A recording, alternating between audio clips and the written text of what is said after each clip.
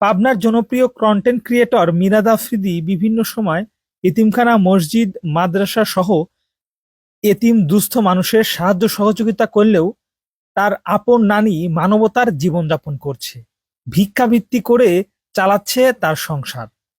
দেখার মতো কেউ নেই। আমি রাজ, তুই আমার দেশ নি তো কোনোদিনও, আমার নামও লিস নে, আমার বাড়ি নাই, ঘর নাই, আমি কত কষ্ট করে মানুষের চিনতে খাই, আমি সব করি।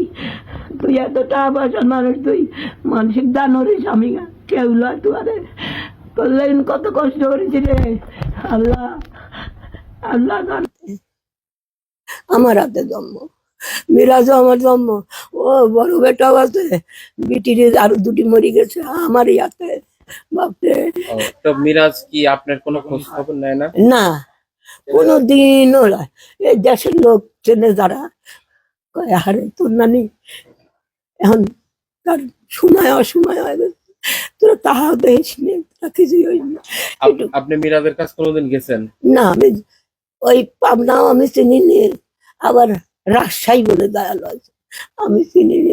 আমি কেবা হয়ে জানবো শোনা, শুনি যে গরু কিনে দেয় মানসিক, টাকা পয়সা দেয় মানসিক, আর আমি একটু কল ব্যাগরে পাড়ায় যাই, একটু পানি খানি, একটু এই যে গরম বাগান, ওই দুই হাতে হরি একটু বাসাত যাই, এই গরম এটা ফ্যান তাও আমি আনবির পারবি, এই দেন খাম্বা,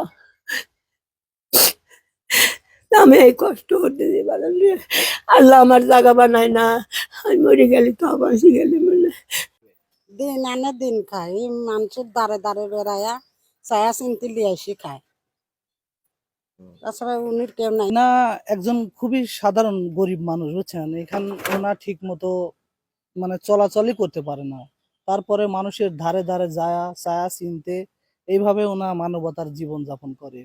শুনেছি ইনার নাতি নাকি অনেক বড় মনের মানুষ, বিভিন্ন জায়গায় দান জ্ঞান করে, কিন্তু ইনার পাশে আসেও না, ইনাকে দেখেও না, কোনো খোঁজ খবর নেয় না।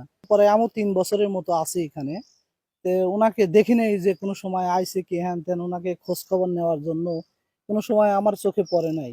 এখন ওনা বিভিন্ন জায়গা থেকে কিছু চা চিনতে আনে, এখন এইভাবে বাইসে আছে আর কি।